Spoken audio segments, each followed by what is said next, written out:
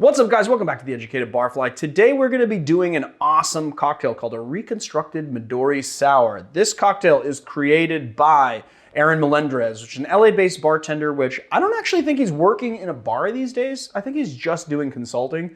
Every time I look at his Instagram feed, he's constantly traveling. He's super hard to nail down. He's just like kind of all over the place, but he is killing it.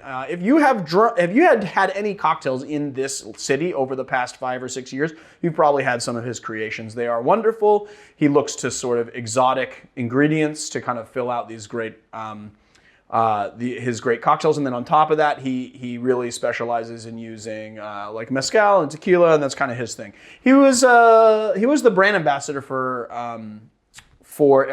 illegal mezcal for a while, and before that he was with Del Maguey, so he kind of knows what he's doing. So obviously on this channel we're not too fancy to be using the Midori, but as you can see, my Midori bottle has seen better days. I think we probably had this for how long? How long, Marius?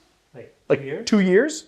This is the very same bottle that we used when we made some Midori. Yeah, it was probably about 2 years ago. So I wanted to make this drink for you guys because it is pleasing, it is awesome, it doesn't use a lot of, the only exotic ingredient that it uses is this yuzu. If you don't know what yuzu is, it's a citrus fruit that is mainly cultivated in China, Korea, and Japan. It kind of looks like a wrinkled tangerine lemon. It sort of has the flavor profile of it almost has like an orangey flavor profile, but with a lot of citrus. It's super, super tart, unlike oranges, because oranges have pretty low amount of citric acid. So it's almost like a lemon crossed with a tangerine or an orange or something. It's a very interesting flavor. It's really, really good. I think you guys are gonna like it. You can get this on the internet. Definitely get it on Amazon or something. Link is below. All right, let's get into making the drink. So first thing we're gonna do is just a 1/4 ounce of simple syrup. Then we're gonna do 1/2 ounce of yuzu.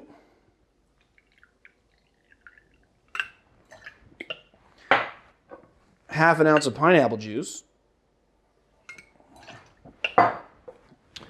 3/4 of an ounce of Midori,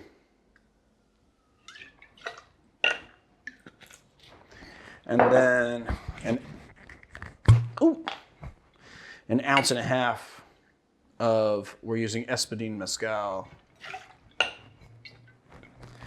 And this is an egg white cocktail, so you saw that I built my cocktail in here, but now we're gonna have to crack an egg, and I don't want to wreck it, so I'm gonna do it in the bigger tin. And yes, I'm using the side of my shaker to crack the egg. I gotta say, everyone goes like, hey, you're supposed to crack the egg on a flat surface and it'll give you a better break. And I gotta tell you, that's not altogether true. And as you can see, I got a little bit of egg yolk. Now I gotta throw this out because I got a little bit of egg yolk in my tin, which is good that I didn't, put it straight into this is the exact reason why you don't want to put it straight into your cocktail. And the good news about egg yolk is that it's really easy to fish out. So we can just, if you get a little bit of egg yolk in there, it's really not that big of a deal. The thing about the egg yolk is that it has elements in it which will kill your egg white foam. So you want to make sure not to have too much. But if there's a little in there, it's all right. There we go. Got it all out. All right, then we're gonna add this to this and give it a nice dry shake to emulsify the egg.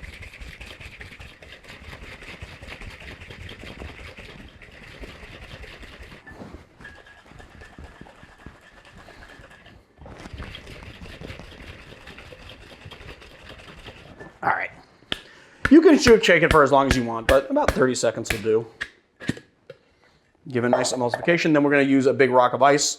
This is gonna add not a lot of dilution, but it is going to add a nice, it's gonna keep the foam. It's gonna add a nice texture with not so much dilution. And the other thing that I opted out of, but I'm gonna get it, is this double strainer.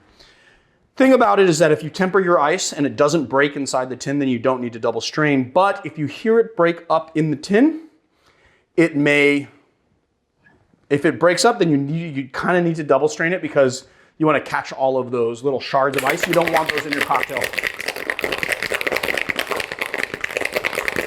I don't know, I think I might have heard it shatter a little bit at first, but I think I was actually pretty lucky here. The thing is that if you temper it, then you're fine. It usually won't break. You want to shake hard too. All right, let's do it.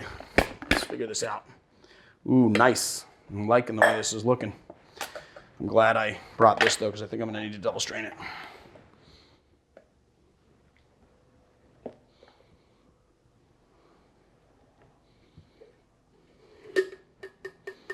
Perfect glass, look at that. That is a nice wash line. That's the type of wash line you want for service. You know, little over 1/4 of an inch for service so that they don't spill when they bring it to the table. I like my wash lines to go a little bit higher than that, but that's actually pretty good. And then for the garnish, I'm just gonna give it a nice lemon spritz, but I'm gonna discard it because we don't want that on there. And then we have it, our Midori sour, or Reconstructed Midori sour. Let's take a sipple.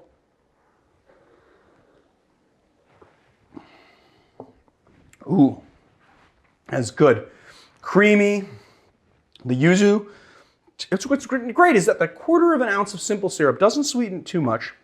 And the yuzu really gives it a nice tartness without too much acidity. Like it's not super, super tart, but it's really balanced. That is a brilliant drink. That's really, really good. I really like it. Easy to drink. Look, as you can tell, I drank like half of it because it is so easy to drink. I don't know what else to say about it. It's not super complex. It's just like a really nice, you get like a little bit of those melon notes. You get a tiny bit of the smoke, but we're using a really citrusy mezcal, so it's like kind of citrusy and bright. It's very creamy, very nice, very well balanced and full flavored. There it is, the Reconstructed Midori Sour. Did you say what Midori is? Oh, I guess I didn't. Midori is a Japanese melon liqueur. That's what it is. And this is like super expensive melon, isn't it? Well, I think they're called musk melons. And yeah, it's a super expensive melon. The thing is that they started adding, so I believe that this is Suntory is the company that owns Midori now, I believe.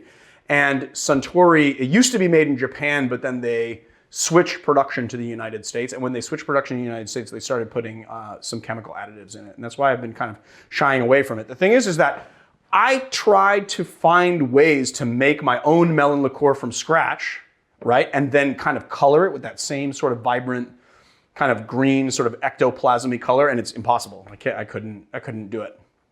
So as a result, I just use Midori. And I think that there's a lot of bartenders out there that sort of got like very shishi and they didn't want to use anything with chemicals in it. They want to house make everything. And I think that that's really great.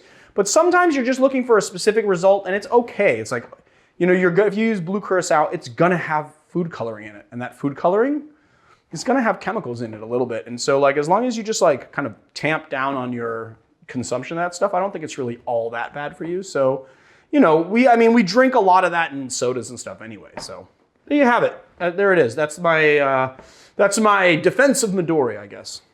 Anything else I missed other than like just not? I can put more details on Midori, but right, you know, honestly, I didn't research like all the stuff about Midori before the episode, which I probably should have. And then you just like pointed it out to everybody. So I'll put more details below for everybody.